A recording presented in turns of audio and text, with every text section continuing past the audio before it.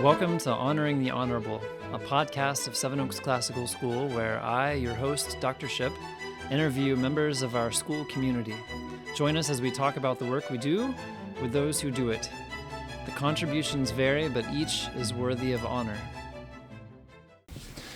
Well, welcome to another episode of Honoring the Honorable. I am particularly excited about today's episode because I have two very special guests with me.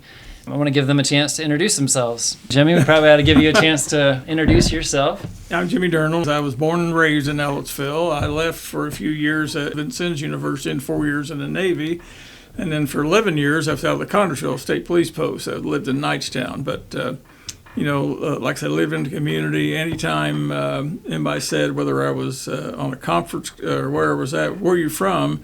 Instead of Knightstown or Connersville, I'd always say I'm from Ellettsville. So Ellettsville never got out of my blood. But, of course, I'm police chief here now. I'm a longtime school board member for local community schools and just really vested in the Ellettsville community. I'm so happy that we have Seven Oaks here to facilitate everything they do. So, Jimmy, you said a little bit about kind of what you've been up to these last few years. I met you as police chief. Right. And, but Jerry, you want to say a little bit about what you've been up to in your adult life? Hi, I'm Jerry Cravens. I moved here in, like I said, 1964. My family and I moved here from West Virginia. And so, like I said, and I've told Jimmy and my classmates so many times how gracious Ellettsville was to accept a West Virginia hillbilly, okay? And I came from a 5A school, huge school, came here to the old school, and it had oil on the floor, and the floor creaked when you walked, and I said, what have y'all done to me? And so, but I came here and went to IU, majored in business administration, married my high school sweetheart, who was in the Sally Campbell, who was in the last class of 1964 here. Okay. Yeah. So I married an older lady, and then after that I went into banking and have been in the banking industry for 50-some plus years. So yeah. That's a little bit about me. I know I owe an eternal debt of gratitude to you and Owen County State Bank for helping Seven Oaks get off the ground. You know, you guys know a little bit of my history. I only came to the town 9 years ago to help start Seven Oaks, and both of you guys were guys I met fairly early on. Mm-hmm. I always kind of wanted to settle with my wife in a smaller town because that's what I grew up with. I admit I grew up in Georgia, but my wife is the native Hoosier. We were glad to be able to put down, we were glad to be able to put down roots here, and really feels like home. I know. Let's talk a little bit about your memories about this school. So, I've looked through some old yearbooks, and I've looked through, and I found it endlessly fascinating. I love the gym. And I love this building as a whole, but what do you guys remember from the old days? Well, again, too, I only got to spend part of 64 and half of 65 here. But I was involved. I did coach in the old gym, a third grade basketball team. Oh, did you? And also Jeff Pierce, who Jimmy remembers, was an elementary middle school teacher.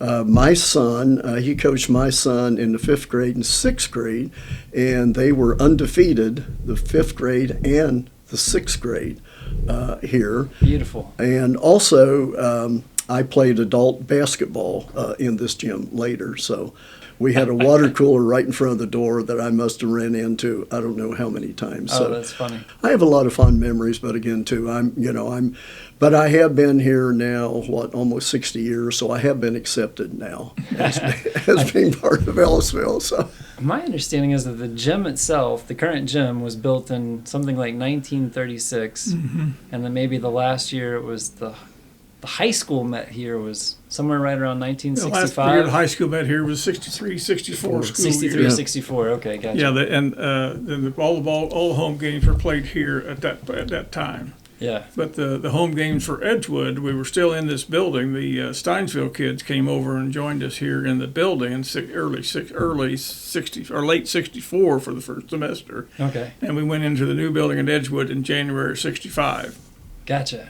So I've seen pictures that really fascinate me. Mm-hmm.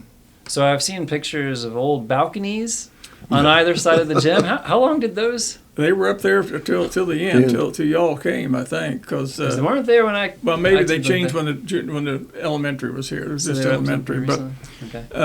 But that gym rocked. I mean, there may have been 1,200. I think the seating capacity was 1,200, as I remember. Really? But it really rocked on Friday and Saturday nights. You had a home game. Of course, in the 50s and 60s, that's all there was to do on Friday and Saturday night. So it was a real big deal. Of course, in 1952, Ellettsville won 4 sectionals, I believe, 47, 52, 61, somewhere. There's another one in there somewhere. But the team that won the 52 sectional actually won the 52 regional. And I remember my dad taking to that game at IU Fieldhouse, what Jerry and I called the new Fieldhouse. That's what they called it back then. So it was quite an exciting time for it. But I went to a lot of games as a youngster here. And in the first grade, I remember in the, late in the first semester, mid-semester, when the basketball team was ready to start, they took all the kids out of the rooms and took them to the gymnasium, and you got to watch the guys practice for 15, 20, 30 minutes. And it was just amazing. I just like a little kid, I want to be out there, and eventually, of course, I was able to play for John Holmes for 3 years, my freshman, sophomore, and junior year, and then we went to Edgewood, and Ron White took over. John left at that time. So, but just fantastic. I remember in 1960, had to be 63, as my junior year, Emmett's came down. Emmett's had just come off a real roll of good teams for several years, and they came down with a pretty good team that year. But it's a real defensive game. It was 113 to 100 when it got done, but it was just rolled all night long. So Ellettsville won, and I had 13 points that night, so I had to be the difference. So that's my memory anyway. Of course, the stars on that team were Phil Baston, John Summit. 2 great ball players. Probably Phil Baston was the best pure shooter. And I played a lot of basketball, but best pure shooter I ever played against or played with. So he was a great shooter. Yeah.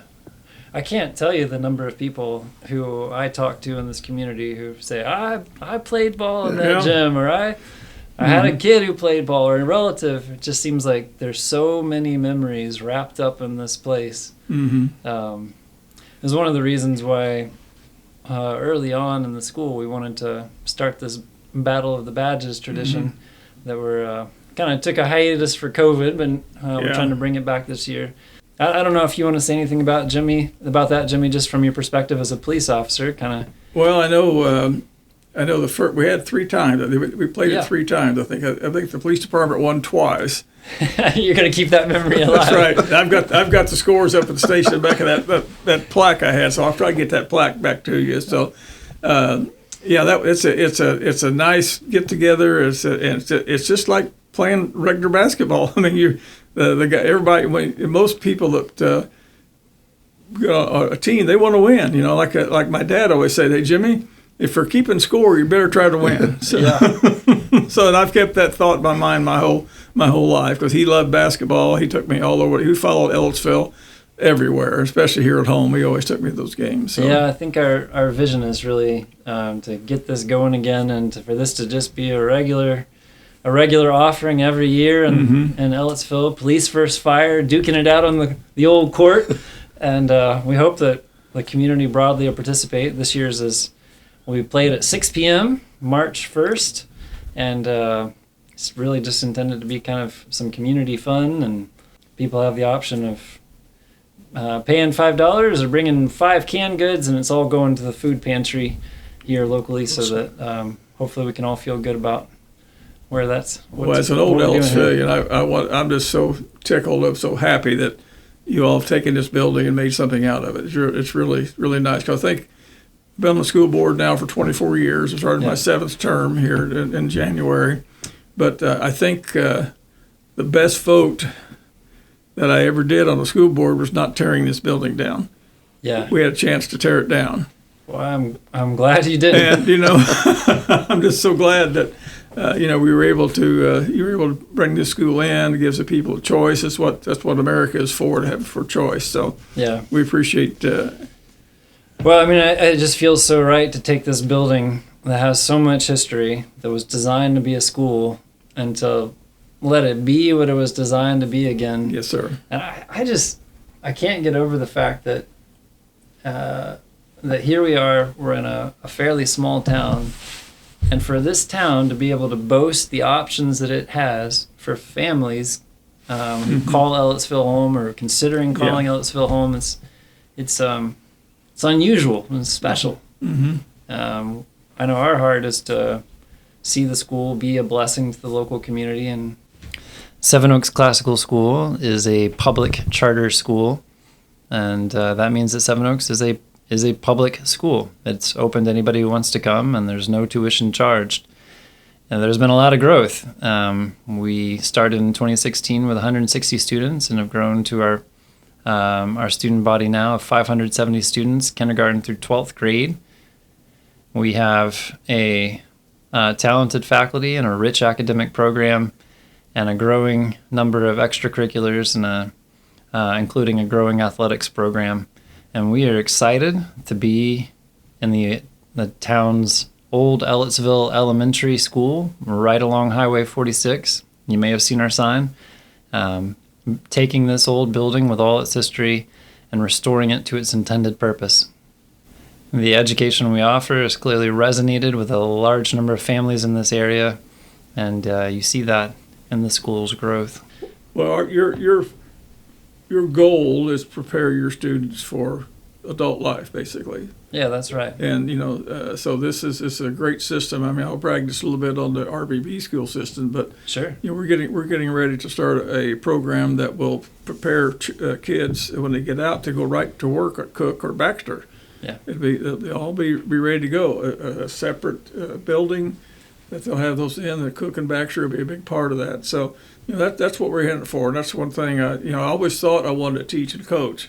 And then I got the police bug and went to recruit school, Indiana State Police Recruit School, and I've had a good career, and I still think I have. I've been working now since 1972 as a police officer, so it's just been a great career for me, and I love being back in Ellettsville. Yeah. I think one of the things that strikes me about a small town gym is that it can be so many things. Obviously, we've talked a lot about basketball, but one of the pictures that stood out to me from an old picture is there was kind of an orchestra or a concert that had been set up on the floor of the gym. Every year, spring concert. Jim Thrasher, who was a longtime band director here, had a spring concert, and we would set up in a semicircle. Okay. They'd put I saw that in the picture. They'd put carpet or some type of protection down for the floor. Of course, in my day, you didn't walk across a basketball floor with your shoes. Now they've kind of got away from that now, but you went around the edges. You didn't walk across the floor. Sacred space. Yeah, right? only the coach. I think that's one reason I wanted to be a coach. Coach can walk across the floor with his shoes on. I thought that was so neat. I'd see John Holmes, Ron White, Carl Smith was an early coach at Ellettsville also. So I'd see those guys do that. So yeah, I think you guys know one of the things that we're hoping to do is to continue to invest in the gym. There's some work we've been able to do along the way, like refinish the floor and kind of repair one of the exterior walls and replace the gym steps leading in. But there's a lot more work to be done, and I appreciate you guys talking to me. Just we're trying to build some awareness in the community of some of what we have in mind. Like I mentioned, one of the things we want to do is to improve the acoustics, and you guys probably have memories from below the gym. Eventually, we want to tackle the basement of the gym. Some people around here call it the dungeon. Actually, that was the cafeteria. Yeah, for the whole school. Yeah. Really? Yeah, the cafeteria was on one side and the shop was on the other. The workshop's on the other side. Okay. So, yeah, but it rotated through there. There was a jukebox. They had a concession stand. downstairs, which doubled for concession stands for ball games. Really? Yeah, it had popcorn, candy, and anything you wanted sitting down there. So I've had people tell me it used to be the art room, the Yep. music room. Yeah. I think this may be the first time I've been told it. yeah. It used to All be the girls danced. The boys didn't dance. Now, and of course, the locker rooms were down there also. Yeah, right. So right next to the shop where Hallie Weathers, Mr. Weathers, taught shop for us. Okay. And so it was quite a not an ordeal, just quite a mix of different things. You talk about all-purpose room now. It was an all-purpose room. Yeah, eventually we want to get down there and actually finish. That's the last part of the building here that we have not renovated, and we'd like to have our wrestling program housed there and maybe some kind of weight room. Every for time some I look at strength those training. windows, I wonder what you're all doing down there. Yeah, we'd love to get down there, restore some locker rooms and showers Yeah. and stuff like that. And Another thing to think about too, Mr. Thrasher was always short on band members, and he always had a halftime show, if you remember, between the second quarter and third quarter. So anybody that was on the basketball team had to come up and play. Had to come up and play with the band. So and John Holmes was not happy about that, but he did succumb to. so they come right out there in their they basketball come, uniform. Yeah, we put their maybe our top of our warm up on or something, to play. I played the trombone, and so. Oh, so you were one of them. I was one of them, yeah. Oh, that's amazing. My dad always said, "Do you have to do that?" I said, I want to, Dad. So. Oh, that's beautiful.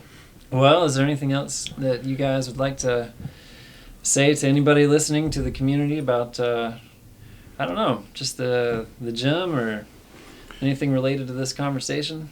I guess that's pretty open-ended, but... Yeah, I'd just like to echo what Jimmy said, what you folks are doing here. And I'm a former member of the Richland B. Muslim School Corporation and also still a member, president of the Holding Corporation. But I'm just really amazed at how we have partnered.